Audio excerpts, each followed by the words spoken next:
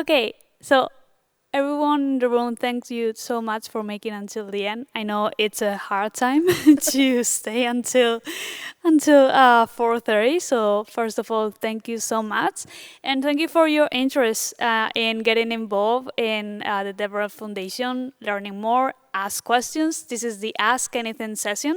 So we're gonna let me see if I can use this. Perhaps I cannot, and I need to go here.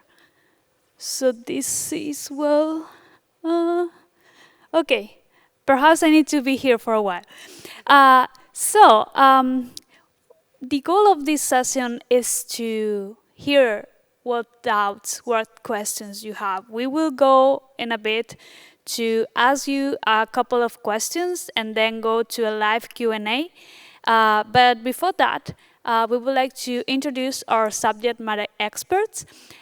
These are people from the developer relations community that they have been there since the intent to form and have been supporting the community together. And there are also their brothers, as some of you in the room. And we would like first to do some intros before jumping into the topic. So perhaps, Divya, you can start and we can go a round of intros first. Sure, but don't you think you should introduce yourself too? Or is that going to be at the end? Sorry? Aren't you going to introduce yourself I first? will do at the end. That's fine. Yeah. Okay, so hi everyone. I am Divya Mohan. I work as a principal technology advocate at SUSE. And as evident from my title, I am a developer relations professional, have been for around 4 years, 3 years officially, and unofficially been doing it for much longer, unofficially in the sense that without the title. And having done that for so long, I realized that there has been a shift in the industry, and that sort of um, drove my involvement with the foundation. And I'm happy to be here and share whatever I've learned and what we're doing with the rest of y'all. Thank you. Hi, everyone. My name is Stacy Kruzik, and if you were here this morning, you heard me talk about the DevRel Foundation already, and a little bit about myself, but I'll try and repeat some of that in case you weren't here. I've been in the DevRel space industry for 10 plus years. Before that, technical marketing. So my path to DevRel was probably already established before I even knew it. And I've built DevRel strategies, communities, and developer marketing strategies, experiences, documentation, education, all those pieces under the DevRel umbrella I've been building and I have quite a bit of experience with. And this really is my passion project. It's something that I basically dug into this summer to try and get us up to where we were ready to form, and thankfully with Anna and the rest of our crew and our community, we're there. So I'm very happy about that. This has been a long time coming. These were discussions during the pandemic when we kept saying to each other, we really need standards. We really need formalization of DevRel. We need to be recognized by businesses, by the industry in tech. We are the connectors. And so that's why I'm here. Hey folks, I'm Marcus.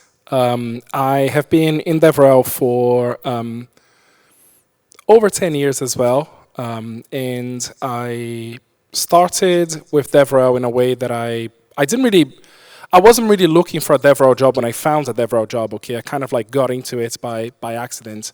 I was a software engineer working for a company, and then one day I was giving a presentation at a conference, just kind of like I've always liked community.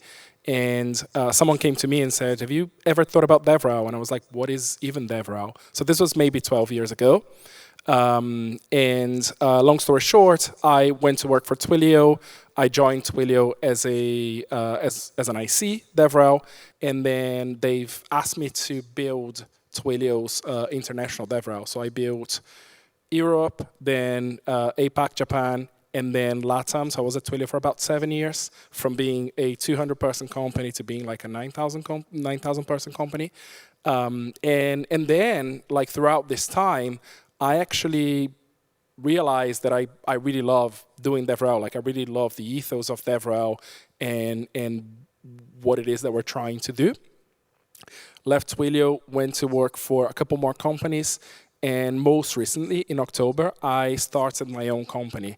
And it's weird how we sometimes start things out of frustration, because I kept seeing a lot of people doing DevRel. I kept seeing a lot of companies doing DevRel, and while some of them got it right, and let me just say this, I don't have all the answers, but like while some of them get it right, some of them get it really wrong. So it was very common about 10, 11 years ago for people to be doing DevRel and just burn out. Like they would do DevRel and they would DevRel so much that they would just burn out and say, I never want to be DevRel ever again. My focus when I was building DevRel teams has always been like, I want to make this sustainable. And obviously becoming part of the foundation kind of like it solves one of these issues for me, because we just want to make sure that this profession is sustainable and that this profession is understood, that there's structure. So I'm kind of like in the perfect place where I would like to be right now, where I help companies establish their DevRel programs and strategies and all that. And hey, I'm Ana Jimenez. I'm working at the Linux Foundation, and actually my first touch point with this initiative came a bit more than a year ago, when Stacy and more group of DevRels, we just met, and it's when they knock at Linux Foundation saying, hey, is this possible? Can we have this sort of initiative being hosted under Linux Foundation? And we said, yes, of course. What do you need, right? And I think it has been a long journey. Stacy, you mentioned in your keynote that today we announced the intent, the fully formation, but the intent to form came a year earlier, and a lot has happened. So about myself, my background is on data science, and I've been a DevReller in my previous organizations. Before I started the Linux Foundation, I was doing DevRel for an open source project called Grimoire Lab, that is an open source tool, also part of a Linux Foundation Chaos. And I even though I wasn't called DevRel, it was basically doing DevRel job, like getting contributors to not only use the product, but because it's open source, also to contribute to the project and so on. And also, when doing my master in data science, I decided to specialize in DevRel.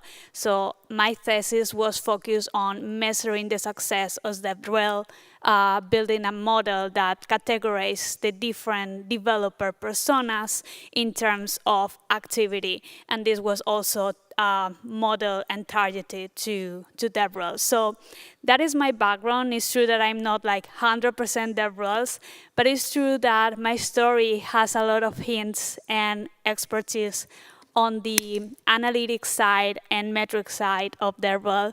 So there was a part of me on personal side that really, really wanted this initiative to take shape. And even though I've been in the Linux Foundation as a support arm of that angle, there's also a personal side of myself, a volunteering work that I really want this to take shape, because in the past, I would have loved to have had these resources, even for my research studies, and to investigate more, to do more research on DevRel studies that I feel from the academic field, there's a lot of lack of it. And perhaps it's because we are lacking also a lot of frameworks, definitions, and models, standards to get shape. So saying that, I'm going to share with you the live Q&A.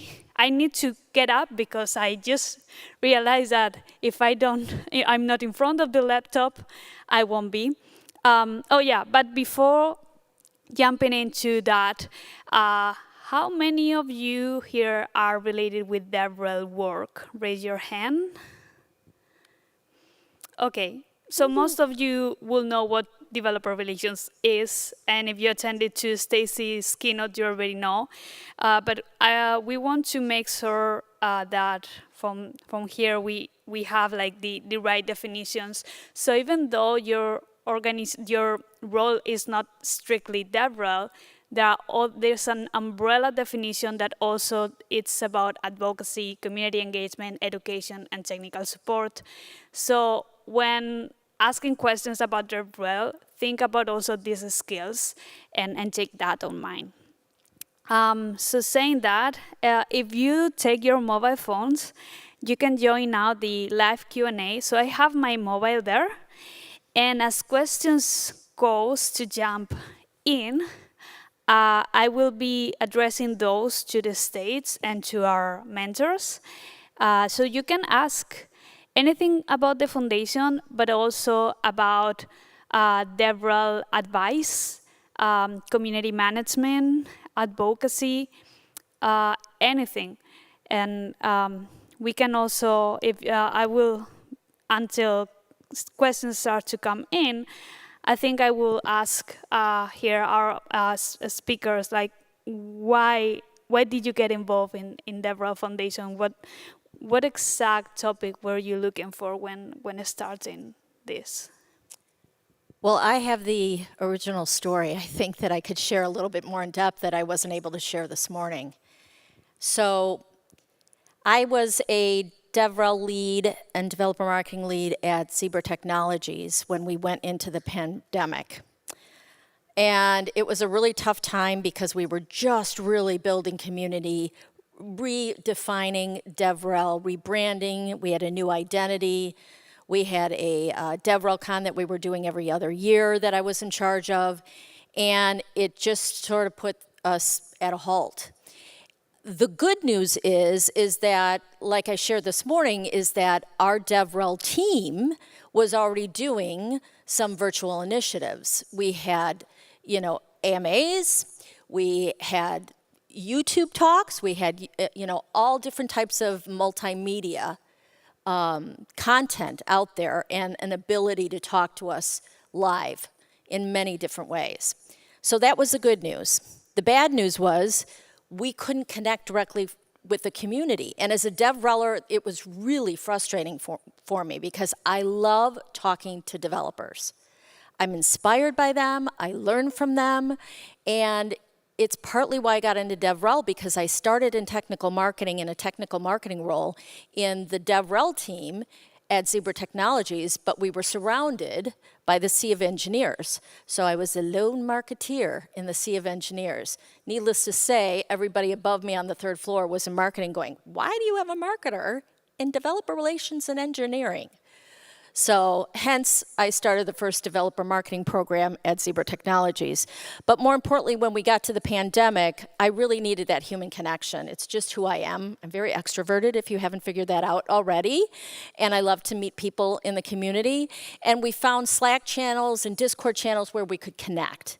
And Carolyn Lico, who has really been doing DevRel, that we all know, for 40 years, who has an agency, but she's been really consulting with a lot of enterprise companies and basically building their DevRel strategy from the ground up. She had helped Zebra before my time there and came back in, and we just started talking, connected, and we kept saying we need some type of formalization. We need some type of standardization of developer relations. People don't get it. Leaders don't get it. And no matter what we do to try and define that for them, I've had experiences where leaders are digging into my strategy saying, this is what it should be. And where's the data and what is it based on, right? So I'm data driven.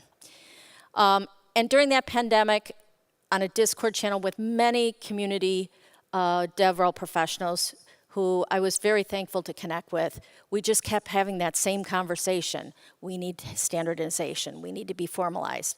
Why not talk to the Linux Foundation? Why not talk to this organization? And that sat with me for a few years. And then Carolyn and I revisited back in late 2023, and we said, okay, it's time. We need to do something about this. We need to make sure that if and when we exit DevRel, that we have contributed to this community. And this is what we want to give.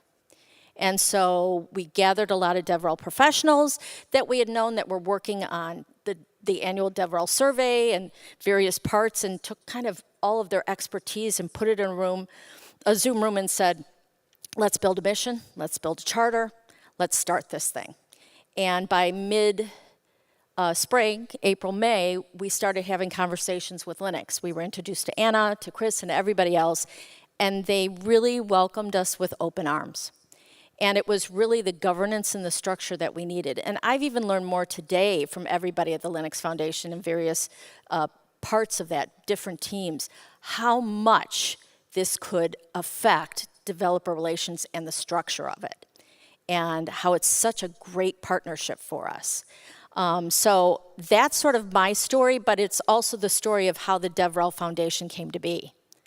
And thankfully, my colleagues here I've known distantly through the community on LinkedIn, and we all share many of the same philosophies. I mean, you heard it from both of them, from Anna, everybody.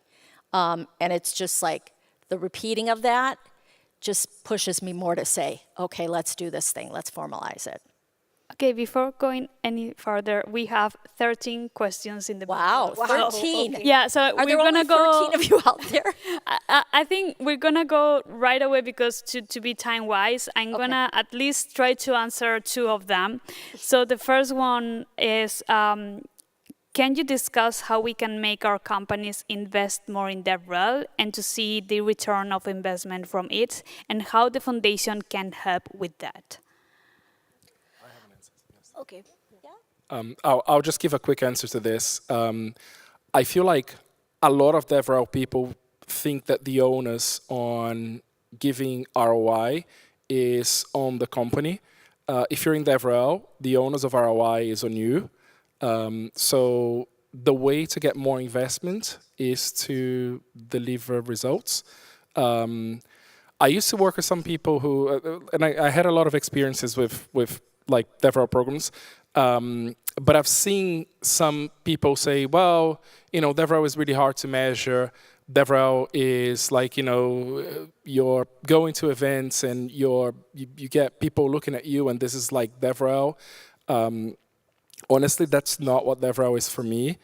This is probably the old way of doing DevRel, like when, probably when you and I started, like 10, 12 years ago, like just go everywhere, just be awesome and like high five people. And this is not, like it's not gonna work right now.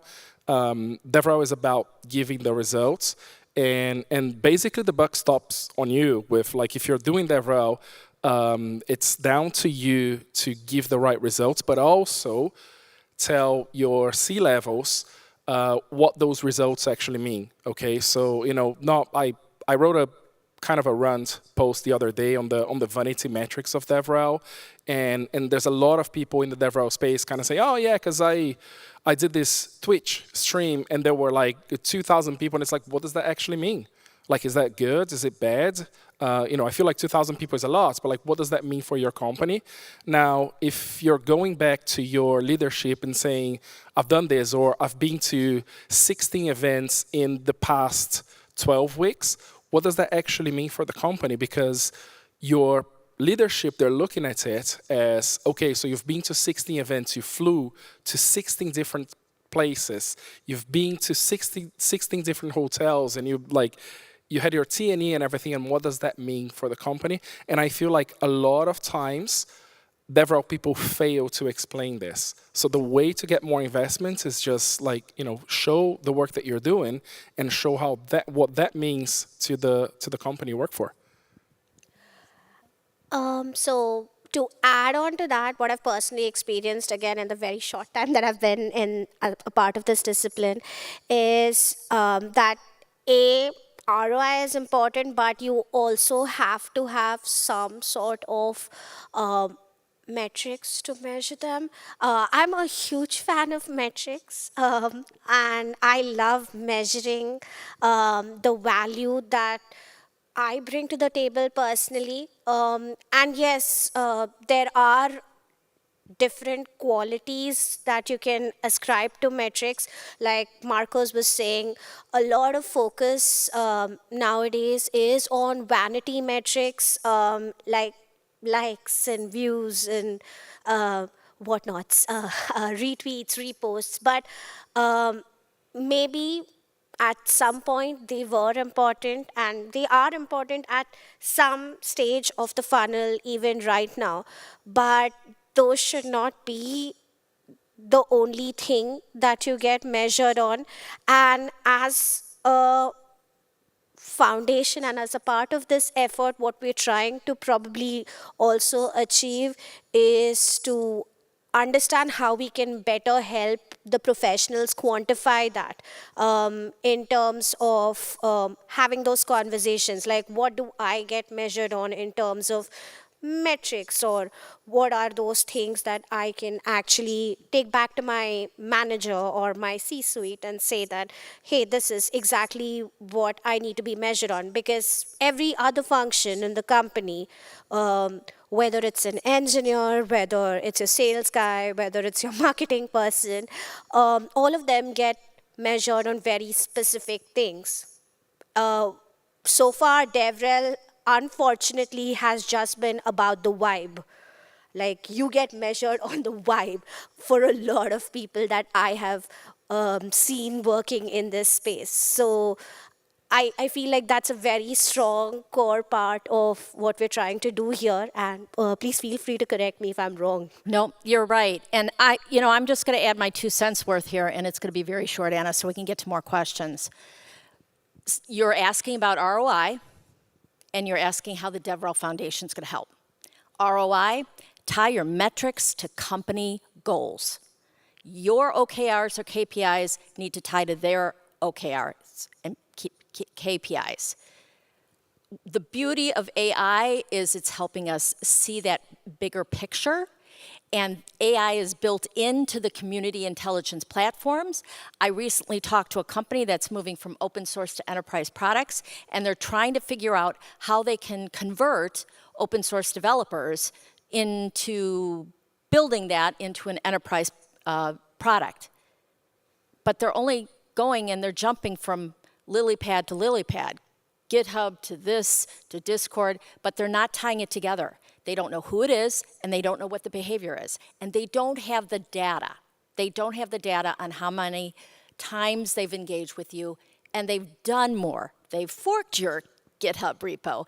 And from the community standpoint, one thing that I've learned, especially in my past experience over the last year, is when we're out in the community and we're engaging with them one-on-one, the ROI is we're connecting with those developers, the development leaders, the directors and above, who are coming to us and saying, I just have questions, technical questions, and I don't want to talk to sales. Okay, we're here to tell you.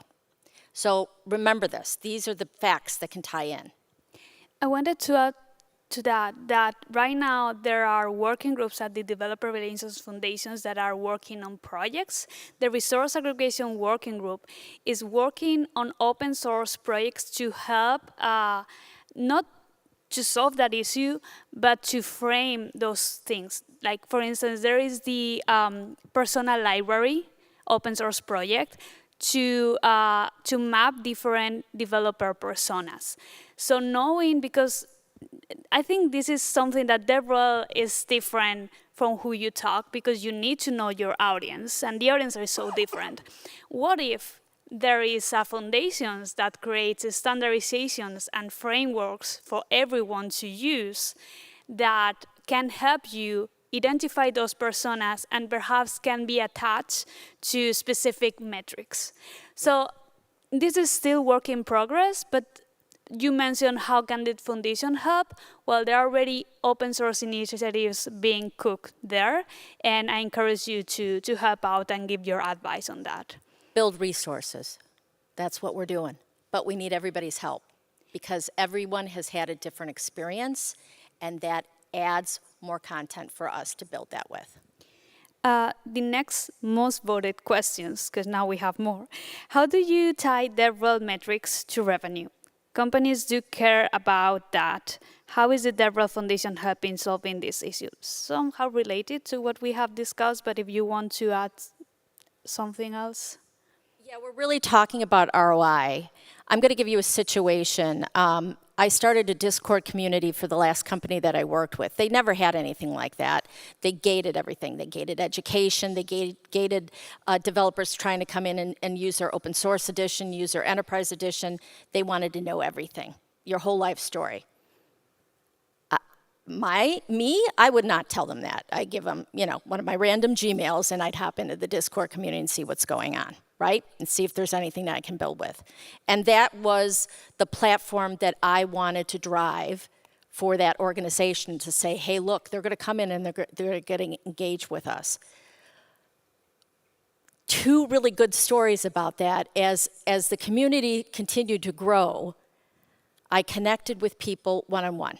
So as a community manager, I went in and I DM'd them. Are you getting the information you need? The tech doc that I sent you, does that answer your question? Do you need to connect with someone? Are you with a company, one of our companies that we're working with? If so, maybe I can escalate this to support if you're still having trouble. And I would get a response, thanks so much for your help. No, I'm just evaluating. I had someone evaluating at the same time, two people, one evaluating the community to see how responsive we were, and the other one evaluating our company's tools and platform. Both of those were prospects for our India group. And I was able to convey that information over to them, and that ended up moving that a little bit faster in terms of the sales cycle. So you can tie it to revenue. There are moments like that aha moment where it's going to happen. Just to tie in with a snippet of my own. So when we talk about metrics, I believe Anna showed those 4 circles, pillars, whatever you call them, right? A lot of the metrics that I personally work with back at our organization tie into these at a very high level, but then they also tie into the higher OKRs like Stacy had suggested. So maybe it is as intuitive as figuring out what you get evaluated by in which of these circles or pillars, and what effectiveness looks like when you talk about that metric. Like in this example that Stacy mentioned, the person was evaluating what does success look like really when you're evaluating as a community user. What does success look like when you're evaluating a product? Does it mean like you sell the product, or is it just awareness? What are you trying to achieve when you are talking about each of these? That is very important, and clearly defining that is very important, in my opinion, when you talk about metrics as well. So I know that we have a working group metrics, which has been highly inactive, and I take full responsibility for it as well. But we are trying to get that restarted in terms of the efforts that are going into ensure more metrics are available, and we are able to provide them to the larger group of people out there. I'll just add one thing to it, which a lot of the companies I work with today, I go and I talk to their DevRel teams, and they go like, I don't really know how to tie the metrics because I don't even know where to get the metrics from. One big problem in DevRel is like it's a team that usually sits under sometimes marketing, sometimes engineering, but they don't necessarily have access to the right tools. And this is a problem. So the first thing that I do when I kind of start working with a company is I find out what are the tools they have for metrics, and then I help them out with mapping the tools they have and the metrics to the company's goals. And Stacy mentioned this before, which is like a really good point. Like we have AI to help us out right now. So if you take your team's OKR and you give that to ChatGPT or like whatever you like, and you take the company's OKR and you try and find a match, most likely will help you find what is the path. So the one thing that you need to make sure you do is you have the metrics, or you have access to the metrics. And sometimes what this means is, like, you're going to have to sit down with someone in data science, for example, and just ask them to help you out with getting those metrics and getting the tools, like whatever tool your company uses, and then tie those together. Another question, what would you say that are the three most common issues that you are facing or you have been facing as DevRel lead? And sorry, I will add to that, just to attach to the foundation. Are any of those issues that you mentioned somehow can be seen or some sort of activity in the foundation? If you have some ideas. If not, you can just ignore. Just one idea I have here is, like, when it comes to issues, is exactly this, like, what is the perceived value that your team actually delivers to the company? Okay, like, you can be doing DevRel in a company and you can be kind of like siloed and think you're doing great, but the reality is everyone is looking at you and going like, what are they even doing? Like, these people just keep on like jet setting from country to country, and what is it that they're delivering? And I've seen this happen time and time again. Like, I'm not gonna go through like three issues, but I'll say the biggest one that I see is where a DevRel team just stays so siloed and they don't work with anyone, because the reality with DevRel is, like, you can kind of be your own thing. Like, you can kind of like be your own vertical inside the company. But what you need to make sure you do is that you're not siloed, because this reduces the value that you deliver. And then what happens is you are the first thing to be cut, as we've seen happen a lot over this past few months and years or so. Yeah, and I would just say a couple of things. Buy-in. You need buy-in from your execs, your C-suite, your investors. That is tough.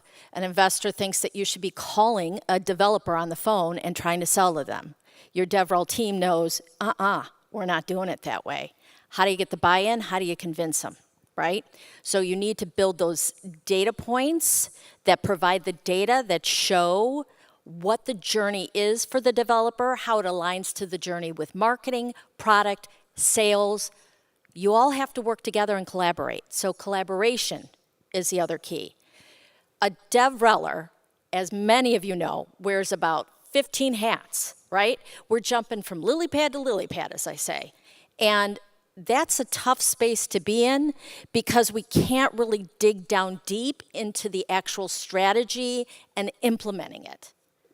So I would also say being able to step back, take it a step back and educate internally.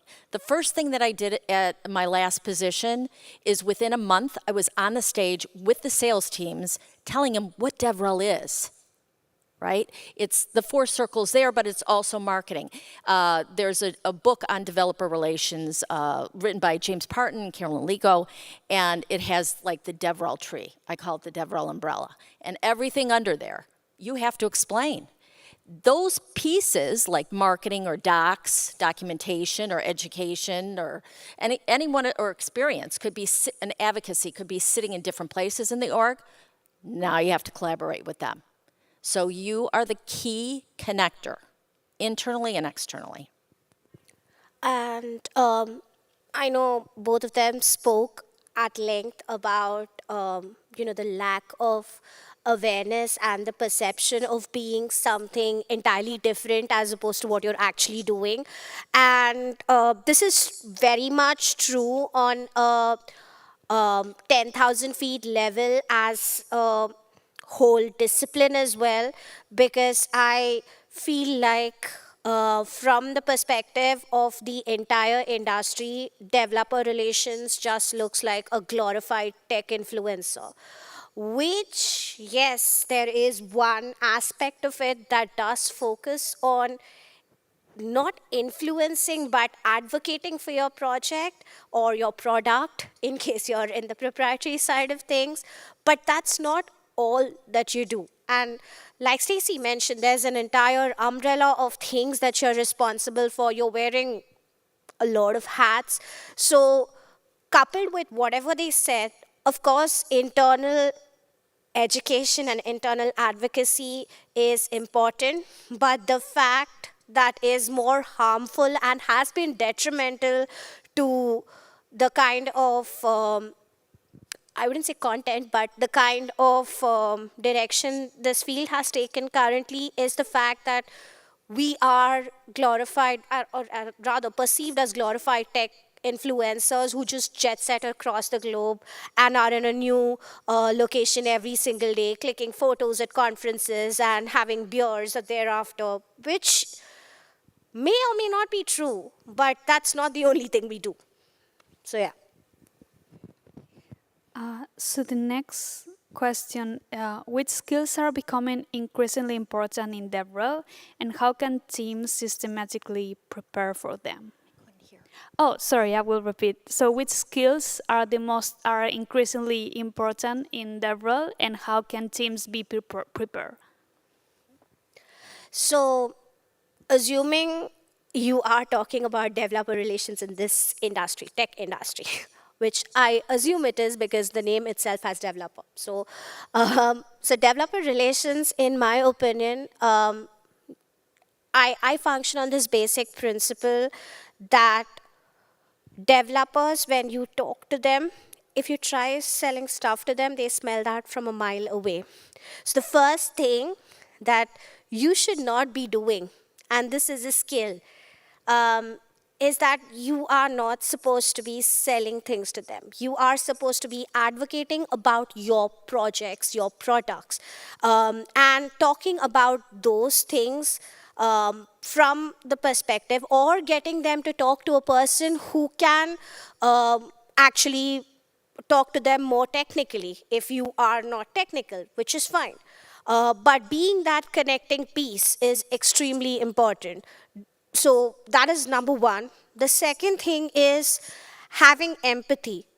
I know this is a soft skill, but it's one that a lot of us lack, because a lot of us are focused on getting our numbers, which is a very marketing thing to say, but it's really the case. We are trying to figure out what to measure ourselves by, what to rack the numbers up against. So we need to have the empathy to also understand that the people we are talking to are not pieces of software or not lines of code. You have to have the empathy to go on the human level and talk to them and understand what their problem is, because software is meant to solve problems. It's not meant to just be there for the sake of it. It's not art. So you have to put yourself in the place of the user or the person that you're speaking to and figure out their personas. And that's, again, tying back to some of the work that we're doing with respect to developer personas or personas in general.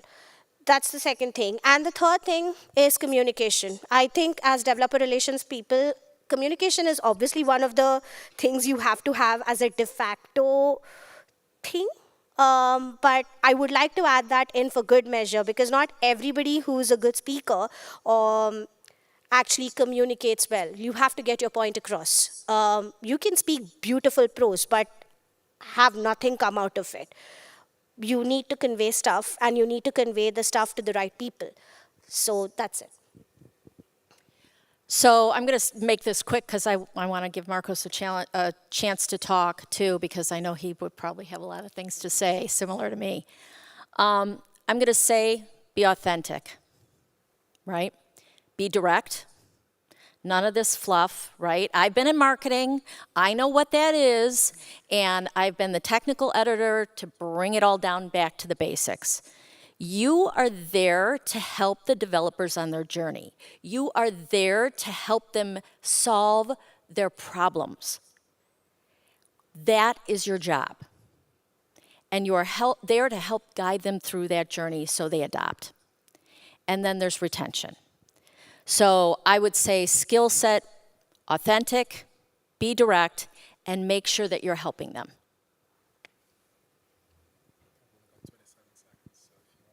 Yeah. All right. We can So go a I little think over. just to wrap up, the last thing I will say is join the foundation. There is the link there, devrel.org. And for all the questions that has been shared, these are not going away. The idea is to take those questions, share it as a summary blog in the DevRel Foundation blog post, and share with the community. And you can be in touch by joining our communications channel in Discord, exploring the working groups to become a contributor, or using the tools, and learning more about the resources at the website. Also, we love talking to people. So if we didn't answer your question here and you want to ask that question directly to us, we'll be around. So We're talk to hanging us. out. Yeah. Thank We're you here so to much. help. Thank you, everyone. Thank you. Thank you. Thank you. Thank you.